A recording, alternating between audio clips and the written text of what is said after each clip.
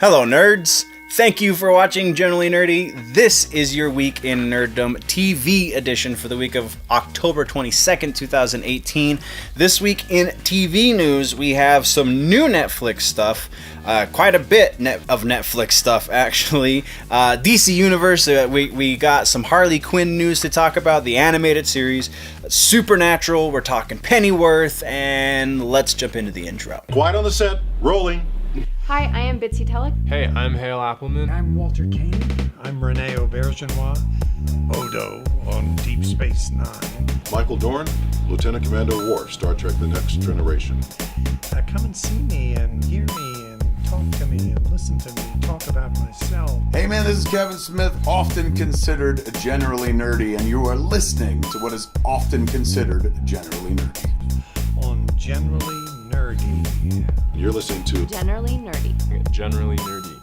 Generally nerdy. So we have a couple of Netflix bits that we should get out of the way first and foremost. First of those two is a show called October Faction. It's an adaptation of an IDW comic book, and it seems like Netflix is taking a stab at the supernatural audience. The description of this show and / comic is it's effectively supernatural, only it's a couple instead of brothers, and they travel the world instead of staying primarily on the North American continent. So they even heavily stay in the States on Supernatural. Sometimes they go up to Canada, but whatever. We'll talk about Supernatural in just a minute. We're not there just yet, but we are talking about October Faction. So a couple of casting announcements, which is what kind of piqued my interest on this. Tamara Taylor, who was on Bones, and J.C. MacKenzie, who was on the OA, both have been announced as being the lead. They are going to be the couple, the husband and wife team. Also, their kids have been cast, but I didn't recognize the name of the kids, so we're not talking about that. And then Damien Kindler is going to be the showrunner, and if you don't recognize that name, I don't blame you. He is producer on Sleepy Hollow and Krypton, so he has experience at least producing nerdy stuff. Being showrunner, though, he wasn't showrunner on either of those shows, so this is really his first time. I mean, I'm sure there was other things. I didn't go through his entire Wikipedia, but I don't believe this is his first time being the showrunner of a show. This is just his first time being showrunner of a nerdy show. So we'll see how he translates that comic book. We'll see what kind of liberties they take. I'm not super familiar with the comics, so I will have to brush up before it airs. But sounds like they're going to go into production early next year, so we won't see it on Netflix probably until the winter or summer following. So who knows? As we get closer to more news, we will definitely talk about it right here on Generally Nerdy. But that's all we have for October Faction. The other bit of Netflix news we have is Luke Cage has been canceled. There will not be a season 3 of Luke Cage either. So with the cancellation of Iron Fist last week and now Luke Cage this week, it seems that the Marvel-Netflix relationship is getting a little rocky. We postulated last week that we might be getting the Immortal Weapons? Immortal Weapons? I think that was the name of it. Sorry, brain fart. We postulated that was the reason they were getting rid of Iron Fist, just because, bad reviews of the first season, horrible reviews of the first season, and then mediocre to lukewarm reviews of the second season really didn't give them a vote of confidence. So, cancel it, give us something that has Iron Fist in it, but not Iron Fist proper. Perhaps that will boost interest, and they'll have a fresh start, as it were. Now, though, with the cancellation of Luke Cage, there is the potential, it feels like, that maybe they'll do a Heroes for Hire kind of situation that will have both Luke Cage and Iron Fist in it. That was a comic book for a while, and they do kind of revisit that in the books every so often, so perhaps that will be they'll consolidate the two into one.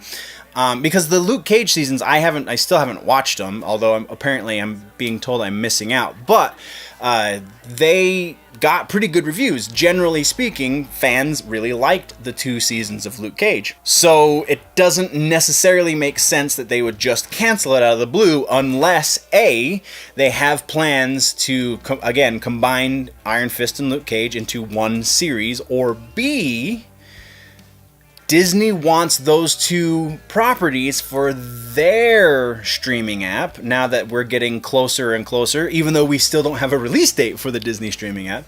It seems that might be a little bit more likely. They are gearing up and making announcements about original programming that they're going to put on their streaming app, so it would make sense in order to reduce confusion that they would be just eliminating the things from the other place, Netflix, so that they can focus and bring all of the attention to them in through their streaming app. So either of those is likely. What do you guys think is going to happen? Is there one that you feel like is more likely than the other? Let's talk about that down in the comments. That's all we've got for Netflix this week, though. Kicking on next to DC Universe, we're talking about Harley Quinn. We've talked a number of times about the Harley Quinn cartoon. For a moment, it seemed like Margot Robbie was going to voice Harley. That's not the case. I don't remember who they cast as Harley, but it wasn't Margot Robbie. I really didn't recognize the name, so that's not what we're talking about. What we are talking about is, if you follow that link down in the description, there is a teaser trailer. This is not footage from the series. This is an animated minute approximately of teaser. They're talking about the series. It's a very meta thing. They reference the Deadpool cartoon that was never going to happen, or that didn't end up happening, I guess. The Donald Glover showrun show that we've talked about a couple of times, and then Donald Glover went a little crazy on social media for a second. They reference that, so it's very Harley being the DC answer to Deadpool, like she has been the last couple of years, and I really hate that. But it really looks interesting. The animation, again, now that we have, this is what the animation is going to look like for the series. It's still, I said it when we got that first image, when they first announced that they were going to make this series. It looks like the Venture Brothers. And that's not a bad thing. That's definitely to their credit. There's a little cameo from Batman in this, so they have somebody voicing Batman. We're going to have at least a few Batman interactions. So far, as much as I really dislike the character of Harley Quinn, this looks like it could be a good animated series. They have noted that they are going for a more mature audience, and they were originally supposed to be on FXX, was the network that picked it up. But since we talked about that, it has moved over to be exclusively on the DC Universe streaming app. And they talk about that also in the minute-long clip. There's quite a bit of information in the I think it's like 54 seconds. So yeah, very interesting. Gonna definitely be keeping our eyes peeled for that, because it looks like it's going to be good. It really bothers me that I'm cool with that, because again, Harley is such a bad primary character. She only works as secondary or tertiary, but we've had that conversation. We're going to move on. Now we are talking about Supernatural. And this is just a real quick, talking about the current season, actually most specifically the second episode, which aired last week. So my thought originally was going to be, well, this entire season, that's an interesting direction to go, but they definitely like to mix it up in that the antagonist for the season in that the antagonist for this season was going to be Michael, wearing Dean as his host. Well, season 2 kind of put a squash to that, and actually, Jensen Ackles in an interview talked about that and talked about how it was going to be short-lived. And I didn't see the interview until after I'd already seen the episode. And they happened within a day or two of each other, so it's not like I'm super far behind on the news. But just very interesting. Now it just opens up this season, and it's very, for a show that's been going so long, yes, sometimes they paint themselves in the corners, and yes, sometimes seasons go much slower than other seasons, but by and large, they've done a pretty good job of raising the bar from season to season. Again, sometimes they don't raise it nearly as high as they do other times, but still, each season raises the bar a little bit more, so the fact that they still are doing that is very noteworthy, and not just coming into the season, but already once the season has been established. They're just, if you're not watching Supernatural, it's not like it's the best, like most cinematographic or best directed show on television, but it's one of the most entertaining and definitely worth your eyes to see it when it airs, or if you can stream it on the CW app or their website or whatever, then absolutely put your eyeballs on Supernatural, because it's worth the watch. It's definitely worth the watch. And our last bit of TV news this week, guys, has to do with Pennyworth.